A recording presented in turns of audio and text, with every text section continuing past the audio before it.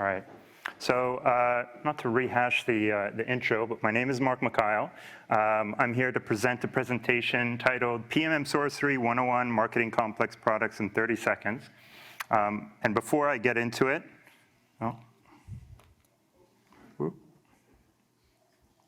so much suspense. There we go. All right. So, I have been in the education space, in the publishing space, and in the tech space for quite some time, most notably at IBM, where I cut my teeth in storytelling, telling the art of the possible with IBM Cloud and IBM Watson. There I really created a lot of experiential marketing demos for events as well for digital. One of them being a drone that we connected to IBM Cloud and autonomously served potato chips in the IBM lobby. That's the mayor of Markham, who never made his meeting at IBM, and I got slapped on the wrist for that one. He was just eating chips off my drone, talking about how we could use this tech for the city of Markham. But I continued my journey around trying to make IT sexy, now at Blue Cat. And Blue Cat is an adaptive DNS company. We help the largest companies in the world extend, automate, and secure their networks.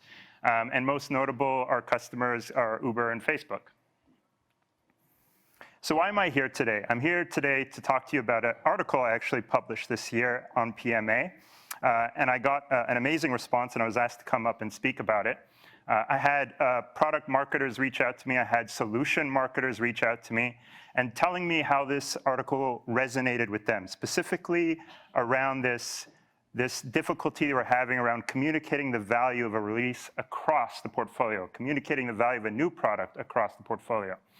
So my heart, and especially around personas that are very difficult to engage and may only give you a 30-second window of their time to convince them to take an action, become an advocate, have a meaningful conversation with sales around the new product. So my heart definitely went out to them when I was capturing some of these notes and conversations. We're just trying to keep up supporting new releases. This one made me laugh when someone told it to me. We have a black belt at mediocre, connecting the value of a release across our portfolio. Product value silos are hurting customer adoption rates, upsell, a variety of other metrics. And this one, definitely, our customers don't want to take the stage with videos or screenshots to show how we use our product. So I want to make sure I cover these items with you today. A persona that you have 30 seconds to win over. We're going to go through something like that. Why release value sometimes gets left on the table, a little bit of environmental situation that some PMMs might be in. Overcoming this shiny release, shiny product syndrome that sometimes we have. And we'll go through a little bit of a use case on how we might humbly try and implement some small strategies on identifying value across the portfolio and delivering it in a clear, concise, and compelling way. A little bit of a magical way. Okay. So who are we talking to? Not every persona is easy to engage, like I had mentioned before. And I want you to meet Gabriel. Gabriel is a network engineer, and I've been trying to get through to Gabriel for quite some time. And I don't know if any of you have had a similar experience with some tough personas, but I'd ask him, want to be a reference? He'll tell me, no, I don't want hackers to know what we use. And then I'll ask him, want to share a video, demonstrate the product with other customers, and showcase the value there? No, same reason, leave me alone. And then my last try is want to enroll in some product training. Sometimes that comes at a cost. But uncover new value, uncover new ways of using the products you love right now at Blue Cat, or maybe uncover something new that you haven't adopted yet that might change the game for you. Not now. Why aren't my feature requests being prioritized? And then I had hours of conversations with some of these people on that. So what's your environment like as a PMM? Before we get into this conversation of filling that gap between a new product, a new release, and the value across the portfolio. How come value gets left on the table sometimes? And I promise I'm not going to go National Geographic on you in terms of the environment or break out an accent for an Australian accent of some kind. But I took this graphic from PMA, and it shows the ratios, the ratio between product marketing managers to product managers. Some situations you have 1 to 3, some you have 1 to 1. I've been in situations where I'm 1 to 4, 1 to 6. So you can be spread pretty thin. You're doing messaging and positioning, you're doing win-loss, you're doing go-to-market execution, right? The list goes on. And it can be difficult sometimes you're fighting the clock. It can be difficult sometimes to give that needed attention to really uncovering value across the portfolio with a new release.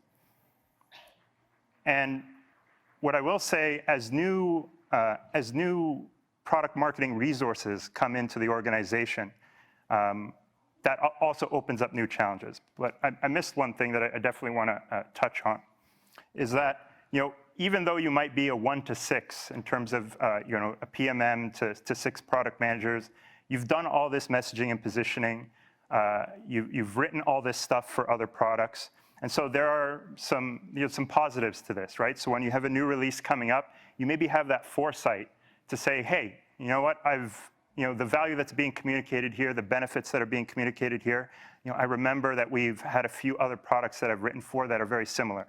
And asking those tough questions to your product managers, are there connections here that we haven't really explored or are worth prioritizing in communication? So as new product managers, product marketing managers, or product marketing resources get added, you have this decentralization that comes about. And that usually leads to some silos. So you might have one PMM, one product marketer, one PMM, one product manager assigned to one product or different business units. And when they go to market, they loosely tie in a story around value across other products and the portfolio. And in those cases, you may have a director of product marketing come in and be that dot connector. Or I've talked to one major ITSM provider, and they said they've hired someone directly, just direct, to do that across the portfolio. So that's just some of the challenges in terms of the environment. There's so many more, but I just wanted to highlight at least one of them in terms of how difficult it can be as a PMM. So overcoming shiny new release syndrome, overcoming this tunnel vision of value that we can sometimes find ourselves in, our teams in. So we'll try and go through a little bit of an exercise with a little PMM sorcery, and a little bit of a joke to our to our beloved MC. Please forgive me for this. So, so I really believe that PMMs are the ultimate showmen and women when it comes to bringing products to market. Kind of like magicians, we can help bend the reality of our customers to think about how they go about solving the problems and the challenge they have with our solutions. And if we do it right, they walk away with this, this jaw-dropped, eyes dilated, art of the possible feeling that they'll go back to their organizations with, find out what use cases might be unique for them, and then have a conversation with your sales team. And many times I've found that happening as I review Gong calls, which is fantastic. So let's go through a little bit of an exercise. I'll do it with ServiceNow. I do know that there's some PMMs probably in the room here that aren't familiar or aren't in the tech space. So I'm going to try and just keep it super simple. ServiceNow, you can think of it as a ITSM solution that you can open IT tickets against and manage those tickets. It's a little bit more than that, but Blue Cat built what we call an adaptive plugin, a new product that really surrounds this solution. And it really is meant to enable network teams not just manage those tickets, but fulfill those requests, those IT requests against the Blue Cat environment. So things like, I need to set up a new printer, so I need a new IP. Or, I need a new CNAME record because marketing wants to have some very sexy domain for a marketing campaign. Or a developer wants to stand up a resource in the cloud or on-prem, and they need IT's involvement in some way. So they'll submit that kind of ticket. So let's try and draw some connections across the product, or across products, at least for Blue Cat as an example.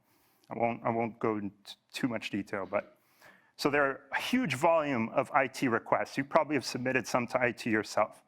And what's a way to manage this for the network, for Gabriel to manage all this? Well, he could try and do this manually, try and fulfill all the steps required to complete the request. But a better way is through automation. And the more automation, the more you can help the enterprise innovate. You can complete those tickets a lot faster. But a question you can ask yourself is, okay, well, what are the requirements around making automation move smoothly? And there are a variety of them, but let's just like pick one random one, right? So let's talk about data.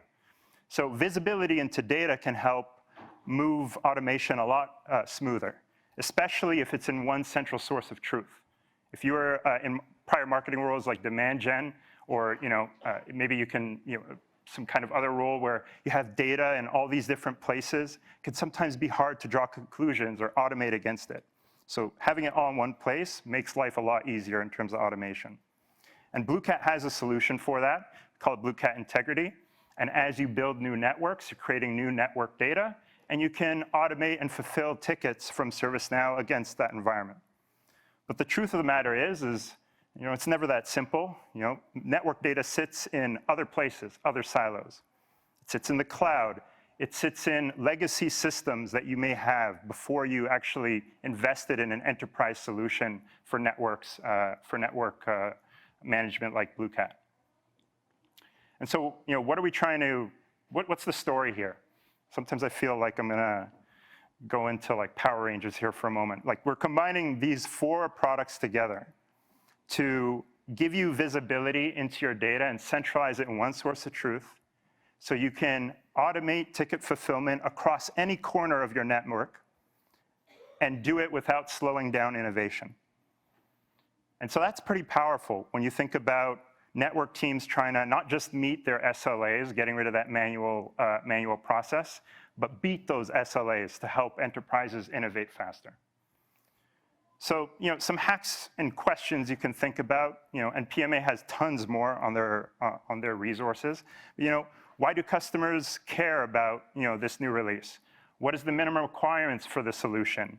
What is the primary value driver theme that you're going to have for this release or this new product? And we talked about automation to drive rapid change to innovate. That's the value driver that we're testing out here. And then what are the technical requirements behind the value theme, right? We talked about data, there's locations, there's APIs. Sometimes it's about failover to make sure automation just doesn't stop. So hopefully that's a little helpful. So now that we've painted value across the portfolio, we are going to market not just with this one release and one value for this release. We're going to market with this release with the whole portfolio. How do we deliver that story for Gabriel, who just hates it when he sees or tries to read marketing content or watch marketing content feeling like he's opening the gates of hell? So I created this thing at Blue Cat called 30-Second Thursday. This is just one example that you can do. There are many others I'm sure you can figure out, and we'll try and provide some hacks for you to uncover maybe your own. And on the left-hand, the left-hand side here is a little bit of preamble in a whiteboard, discussing just the same story that I had shared earlier, right? Very quickly, and then jumping into a 30-second in-product montage with a shot clock at the top.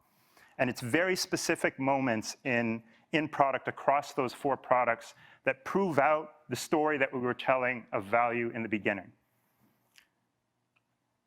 And so the hypothesis around delivering it in this way was, if we post this the short 30-second montage, product montage together in our community, we'll get Gabriel to boast about how he uses these features and share a screenshot, opt into training to improve or reconsider product adoption, and engage the sales team and success reps with what he feels is the art of the possible with this technology.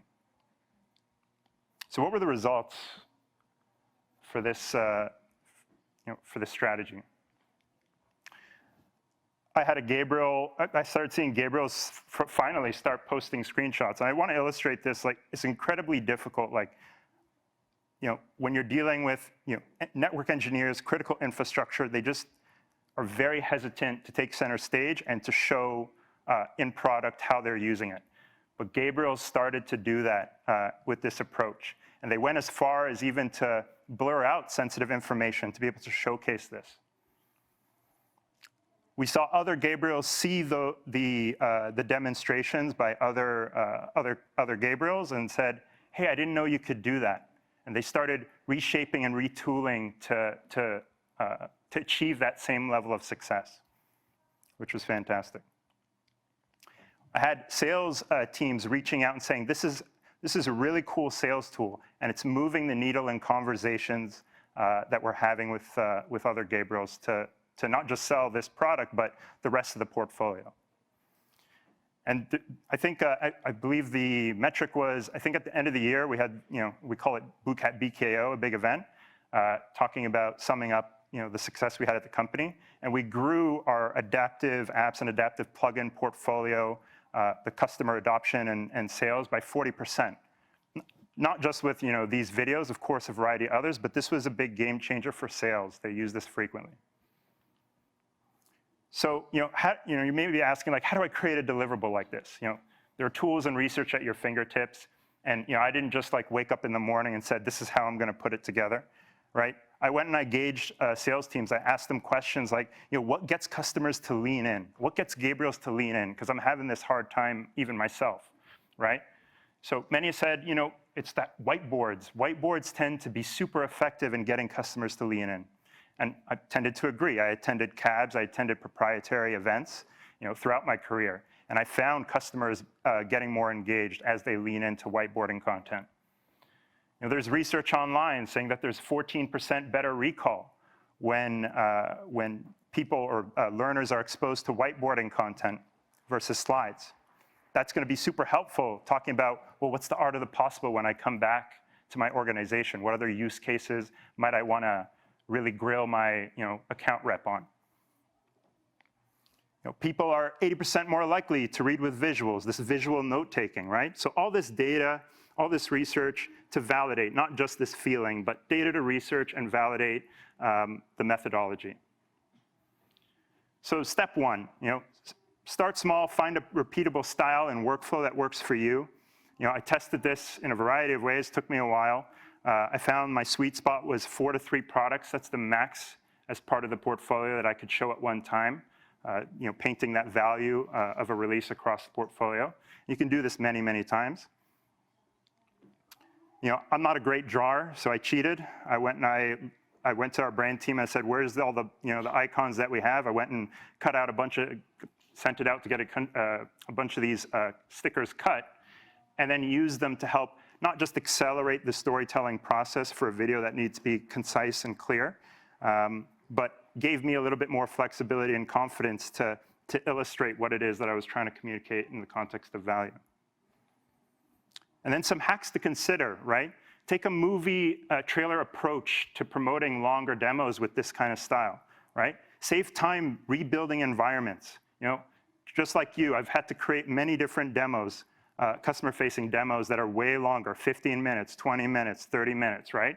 So this allows you to take these small snippets, and if a customer wants to double-click and go to something more extended, there's an easy tie-in, and they'll notice those moments that they originally had saw and was inspired by to then continue learning around that product. So for me, that requirement was this had to be shown, like the value had to be shown across the portfolio in 30 seconds, right? So what needs to be seen versus spoken to? Really thinking about that, right? What can I quickly illustrate in the intro so I don't have to double down in the video demonstration, the product demonstration in product? How can I end the video? Like, how can I use the video, the items that surround the video, that surround the content, the title, the description, the call to action at the end of the video, the post that surrounds that content to drive an action. So I hope this was helpful and somewhat gets you on this journey of thinking about how you can think about interesting ways to not just identify value in your portfolio, but paint it across it for a new release, with a new release. And you're invited, anybody who's an avid cyclist and wants to talk PMM, this is a shot of me in Sunnybrook Park. Feel free to reach out, and when time permits, as well as weather permits, you're more than welcome to have a ride with me, and we'll discuss some strategies. So thank you so much. That was awesome. I love the Whiteboard Thursdays. I feel like you're about to get me back with some tough questions for doing that photo of you now. No, I was looking at it. I was like, was that a Gryffindor badge that I had on? That's right. At least you gave me a Gryffindor.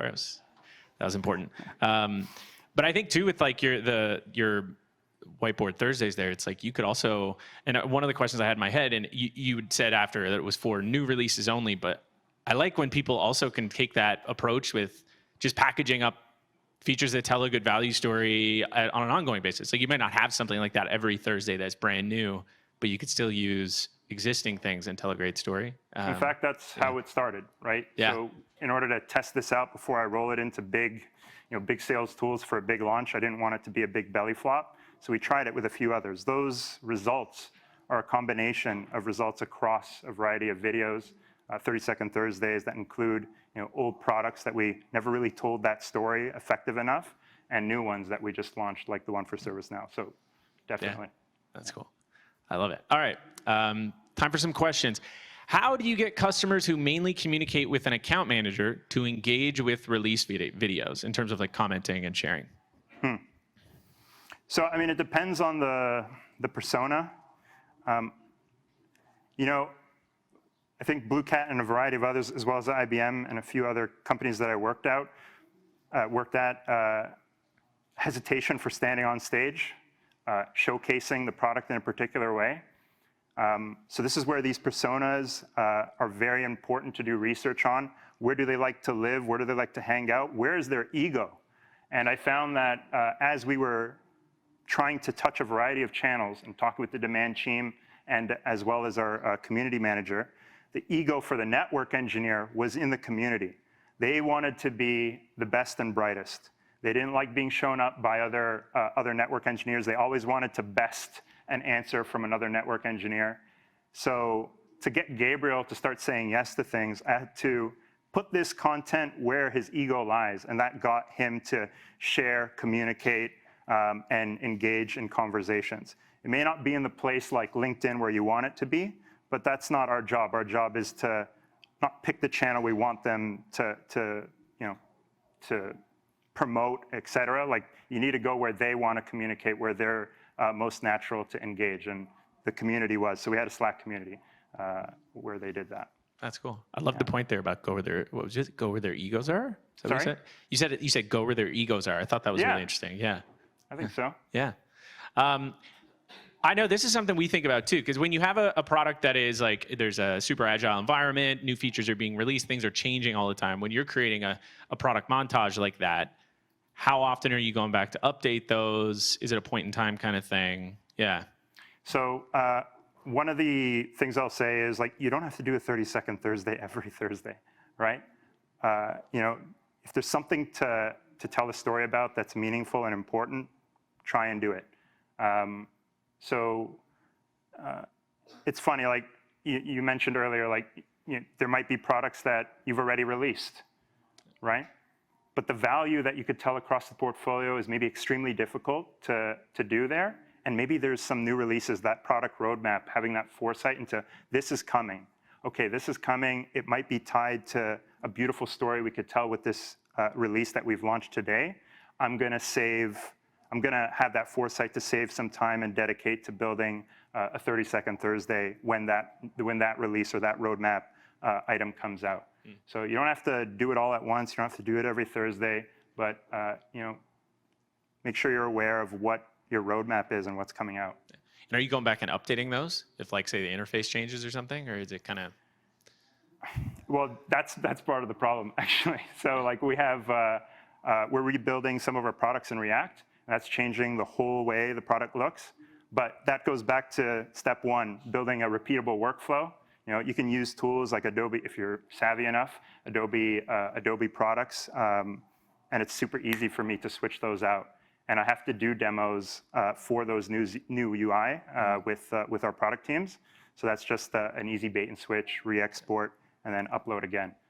Because this isn't meant to be on YouTube to drive huge volume and huge gains. It's meant to be in the community. I'm not concerned about taking down a video on YouTube. That's not my issue and then reposting it. It's making sure the community has that content, that new content, see if we can rehash the same results. Yeah. And I think too, like, it's interesting as a small product marketing team, eventually you almost build up a lot of debt in a way where if an interface changes, you have like 20 videos, you're like, oh my God, I can't update all those. But I think it's knowing which ones are most valuable, like based on the feedback you get from sales, how often they're shared. Those would be the top priority ones you probably want to spend Sales the time. sometimes thinks everything is valuable. Yeah, that's true, actually. Yeah. So, yeah. How often, let me see. There was one here. Not all releases are created equal. How do you manage a PM's expectation around their desire for us to market a smaller release that really doesn't have as much value as something that would go into a Thursday? Sure. So part of the conversation that you have with your product managers, actually, you know what? There's a great tool, if I could reference it. I'm trying to remember exactly what it is. PMA has a great one, kind of like a magic quadrant for priority on releases, tiered releases. And what I do with my product managers is I try and say, all right, this is a new release coming out. Map out the features and where they sit on the priority of tier. Is this new and innovative? Is this just being built for existing customers to just keep them or win new ones? Where does all this map out? And that's going to dictate not this video necessarily, but the entire go-to-market strategy, all the sales tools that we decide to put into market to support the release. So it's just part of that process. It's not 30-second Thursdays that leads the whole go-to-market strategy, right? Yeah, I like that. Tiering releases helps a lot because then it kind of, along with a tier goes a certain general understanding of what you will do and won't do. That's right. And then it just comes down to working with the PM to pick and understand what tier it falls into. That's right. Yeah. How do you create excitement around a non-shiny product release that is not innovative per se, but helping you achieve parity in the market, for example? I mean, maybe I'll challenge that. I think there's always ways to find, there's always something that's sexy about a feature or release. You just have to be willing to go as far as you can with it. And some things are more sexy than others. So it's really having those conversations with customers. I can't tell you how humble it is, especially for me and a few of my product managers, when our community says, that's a dumb use case, or that's a dumb example, here's a better one. And then you find new ways of telling stories that you didn't already have, you didn't think of before when you were going to market with that feature. So if you can't figure it out, I'm sure there's a way to find something interesting about it. Pull your customers, get in and have conversations with them. I like that. Yeah. Great. We got time for one more. What do you see as the most important role of a product marketer? Market research to inform roadmap positioning, go-to-market tactics?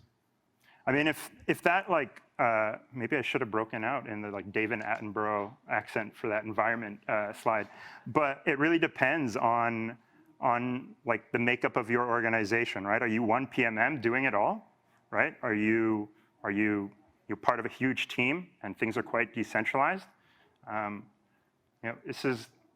It could be a presentation on its own, so I'm going to kind of just say, have a conversation with your director of product marketing. Find out what's the most important for that organization, or given the product life cycle that you're in, what's more important, and you can kind of answer that question. It's more of an organizational answer than it is, I think, one I can give as a blanket statement up here. Sounds good. All right. Well, thanks so much, Mark. Everyone give it up for Mark. Thank you so much. Thanks.